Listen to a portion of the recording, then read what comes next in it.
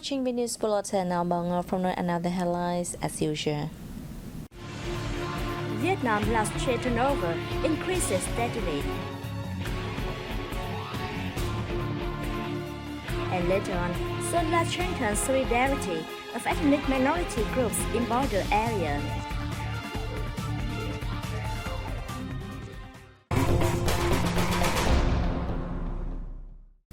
Let's begin our bulletin with the most prominent events of the week from September 12 to 18th.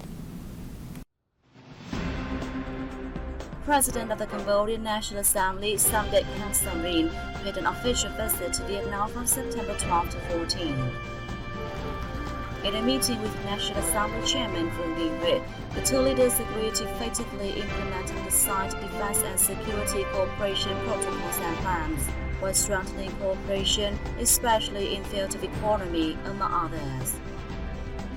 President Samdech Heng Samrin said the Cambodian people always remember great efforts by Vietnamese volunteer soldiers who sacrificed their blood and bones during the course of overthrowing the Pol Pot genocide regime.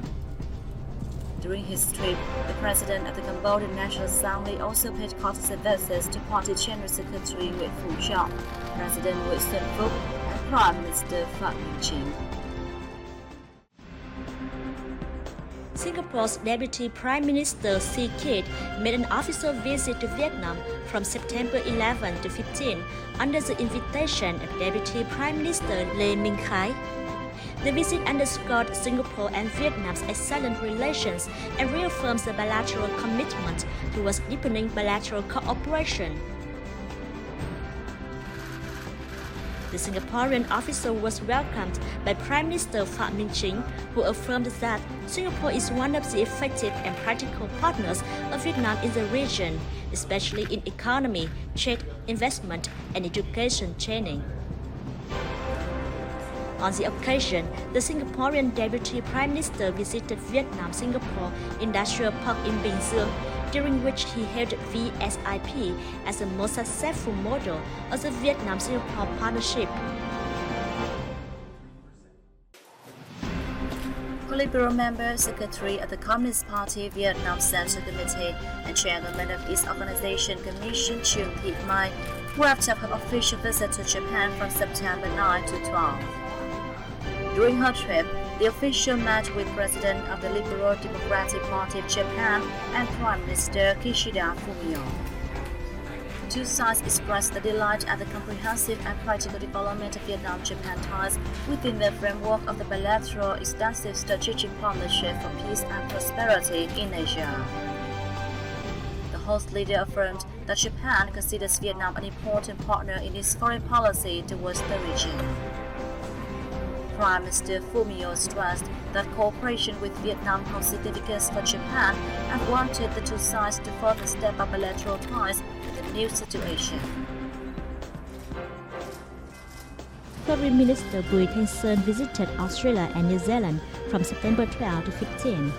During his trip to Australia, the minister and his Australian counterpart Penny Ong co-chaired the first Vietnam-Australia Foreign Ministers meeting.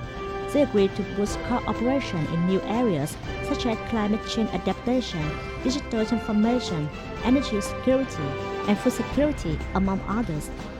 On the occasion, Sun paid a courtesy visit to Australian Prime Minister Anthony Albanese. During his trip to New Zealand, the minister met with Speaker of New Zealand's House of Representatives, Arian Durahi. At the meeting, Durahi said the Parliament of New Zealand attaches great importance to Vietnam and will actively push ministries, sectors, and localities to expand cooperation with the Southeast Asian nation. Sun, for his part, said Vietnam always opened its door to foreign trade and investment and tourism, including New Zealand.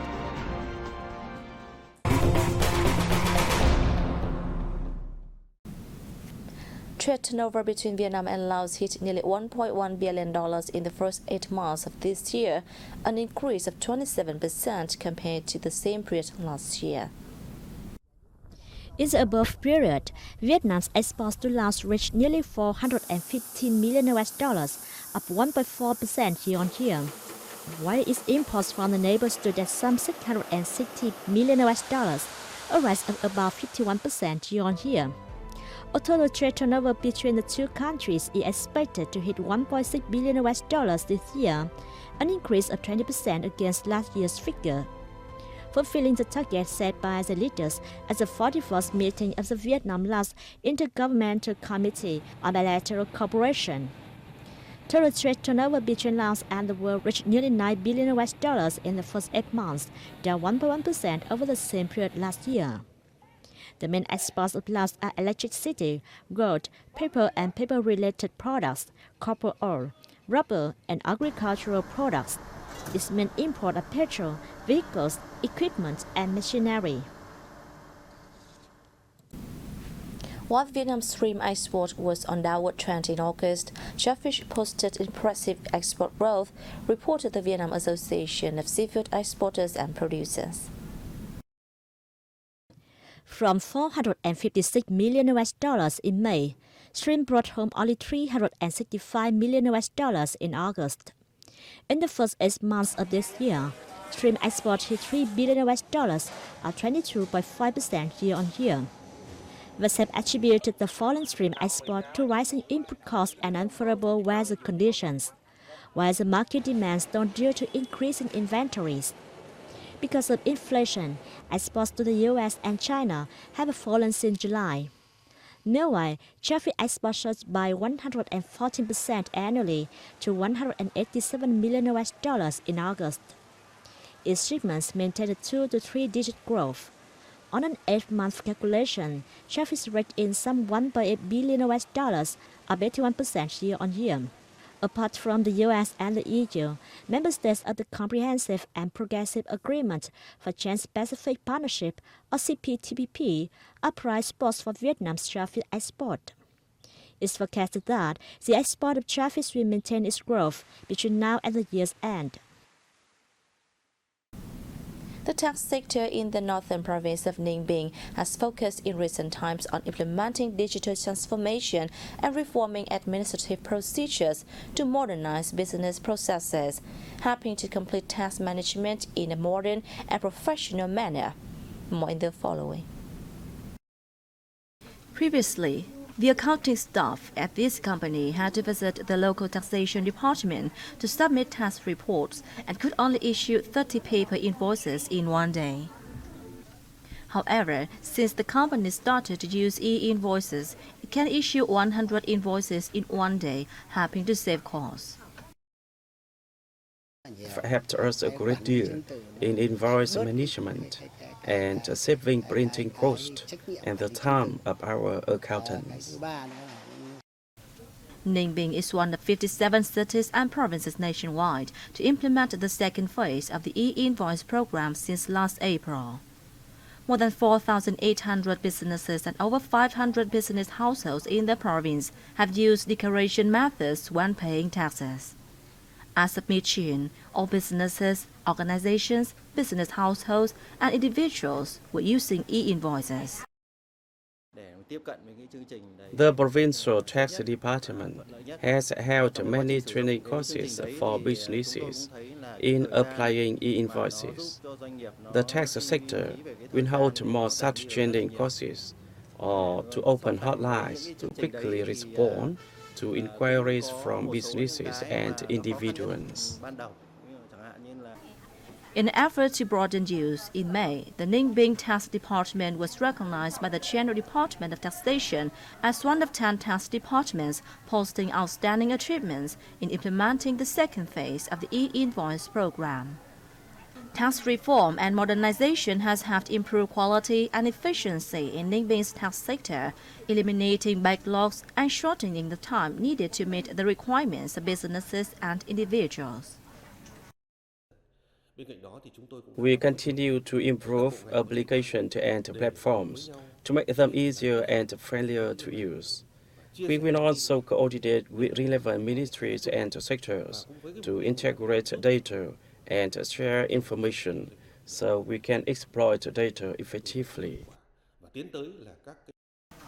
The promotion of digital transformation in tax administration in Ninh Bình province has helped improve tax management, tax services, and administrative procedures, creating a transparent and equal business environment while promoting digital transformation in enterprises and state management agencies, especially tax agencies.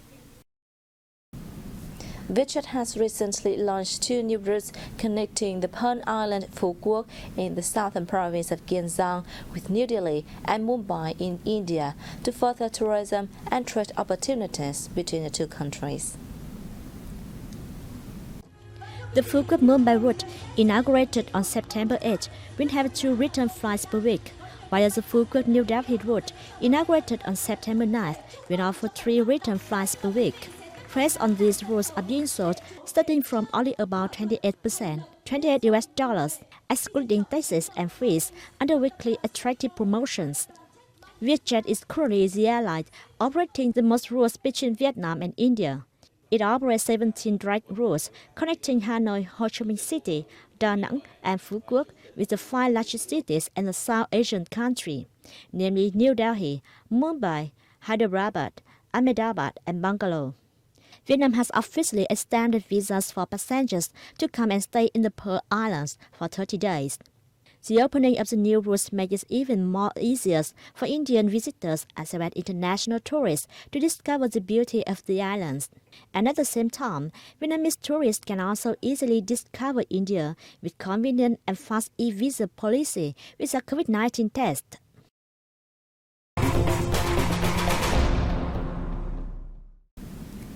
The border area in the northern mountainous province of Sơn La boasts a rich and diverse cultural heritage with a range of unique and attractive cultural features. The area also holds a key strategic position in terms of politics, economy, security and defense, and foreign affairs. Strengthening the solidarity of ethnic minority groups in the area therefore not only helps preserve national culture but also contributes to political stability, social order and safety, as safeguarding the fatherland's border.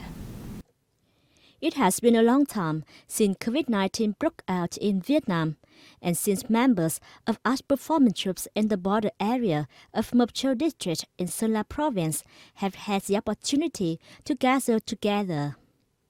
This was the first time the province had held a major sports and art festival involving 10 border communes. Everyone was excited about the big day. The festival is meaningful to us, as we have a chance to learn about cultural identity from friends in other villages and communes. Participating members have tried to arrange their time to practice and prepare for the festival. Mộc Châu district shares over 40 kilometers of border with Sập Bầu district in Hoa Phan province, Laos. It has 27 communes, of which 3 are border communes, Chiang Sơn, Chiang Hoa, and Lam Sập, with most local people being members of poor ethnic minority groups. There are very poor villages in the area, especially in Long Sap commune. The border gas station has a supporting program, providing breakfast to impoverished children to encourage them to stay in school. The sports and art festivals in the 10 border villages is among activities to promote socio-economic development, ensure national security and defense, and strengthen the political system.